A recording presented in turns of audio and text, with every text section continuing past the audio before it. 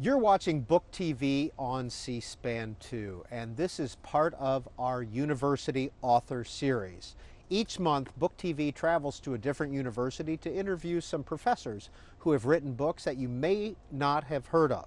And this month, we're at George Mason University in Fairfax, Virginia, on the outskirts of Washington, D.C., the metro area. And we are talking with Johanna Bockman, whose book is Markets in the Name of Socialism, The Left-Wing Origins of Neoliberalism. Dr. Bockman, first of all, what is neoliberalism? That's a very good question. A lot of people ask me that. Neoliberalism is actually a word that's really very much more popular actually in Europe. People in Europe on the street can talk quite freely about neoliberalism. There are protests about neoliberalism. Latin America also very, very popular about neoliberalism. Neoliberalism is generally can be seen as the ideas if we think of Ronald Reagan's ideas. The ideas of being pro-market and anti-state. People generally identify that with Ronald Reagan or Margaret Thatcher. And so these ideas are pro-market, anti-state. They also have other qualities to them that I talk about in the book that are slightly different than what people expect. Such as? Well, I say that often actually, even though they are anti-state, often they have a strong state. It's just a smaller state, a state that protects things like private property, protects the market to be competitive.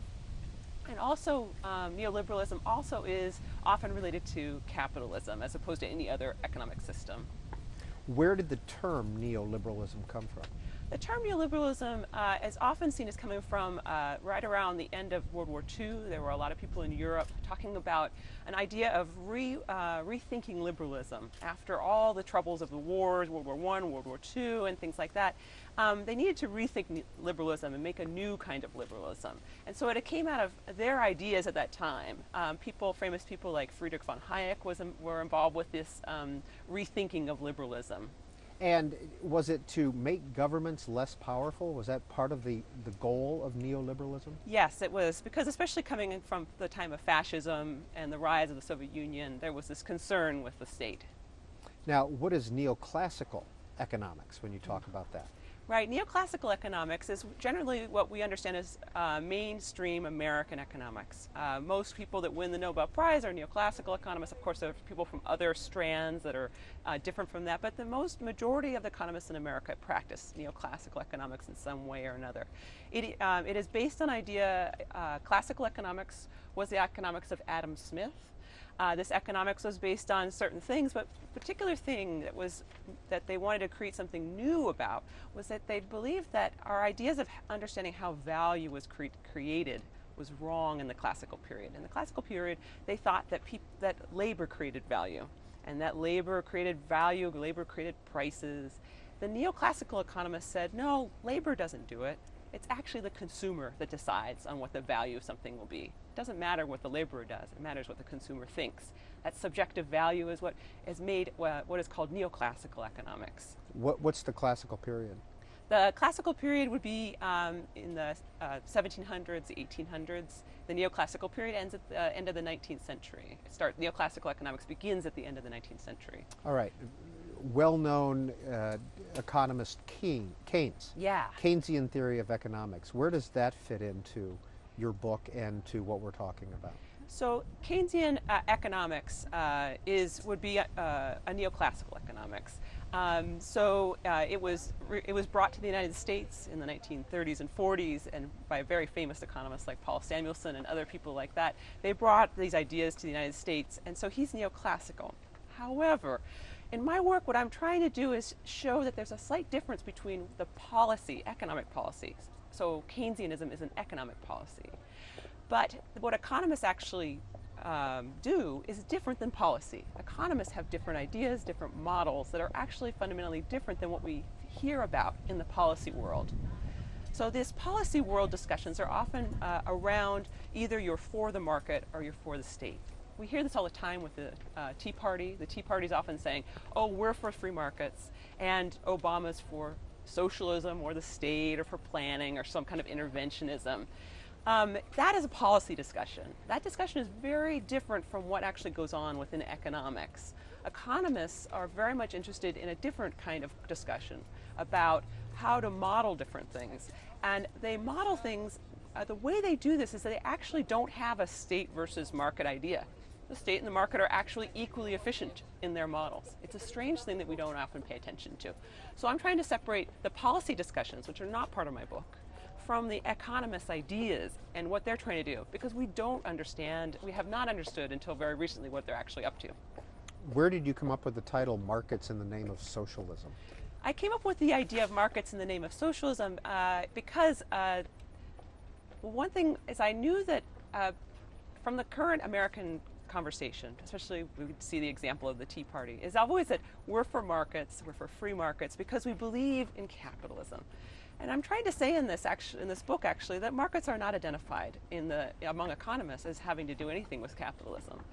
Markets were often perceived by many American and East European economists, Latin American economists, as part of socialism, that markets would actually thrive and be fully free markets under a socialist system. It may seem strange to people who are not aware of this, but this is the way it was. Johanna Bockman, how would you describe the U.S. economy today as on a free scale? Well, I can't talk about a free scale, but I can say that, and often my students are confused by this, but I can say that America is a capitalist country. There's no question about it. We have private ownership of the means of production. We do not have if you look at the percentages on any form of state ownership, it's much less than 1%. So we are a capitalist country, and there's no question. Our students are often confused because they hear in the media that we're socialist or fascist or something, but they really are not taking into consideration the true definitions of these systems. Now, is there a true socialist country when it comes to the economy existing today? Well, what I try to talk about in my book is that there are numerous kinds of socialisms that were around, and and none of them were truly socialist. What happened? For example, one of the cases that people often think of as true, one of the true socialisms was the state socialism of the Soviet Union. And the state socialism of the Soviet Union was very different than other kinds of socialisms. There was the socialism of Yugoslavia, which included a radical free market and worker-owned and controlled factories that would compete on a market. So none of these systems of socialism ever realized themselves. People might say that the Scandinavian countries, in some sense, approach something like socialism, but I think many socialists would disagree and say that that's just a special form of capitalism, a nicer form of capitalism, I guess. So when you hear the term welfare state, as it's applied often to Norway and Sweden, what does that mean to you? Well, welfare state, I would say, is a form of capitalism. It's a form of capitalism that seeks to reduce inequalities, and it's a form of capitalism that seeks to make things, create less inequality and create more fairness, I guess, in some sense. But we can't say that the welfare state in Keynesianism is in no way socialism. It is trying to repair capitalism. People may debate about whether this repair actually helps. That's a debate there. But I don't think anyone could say that it's socialist. Johanna Bockman, when you talk about internationalism, how has that changed the economies of the world? Oh yeah, internationalism is very interesting. The thing that we've often not recognized is during the Cold War, many people were traveling around back and forth across the Cold War border. And so people were sharing ideas. And these ideas, in fact, changed these systems fundamentally. People traveled between the United States, from the major universities in the United States. They went to the Soviet Union. People in the Soviet Union and the United States won Nobel Prizes together during the Cold War.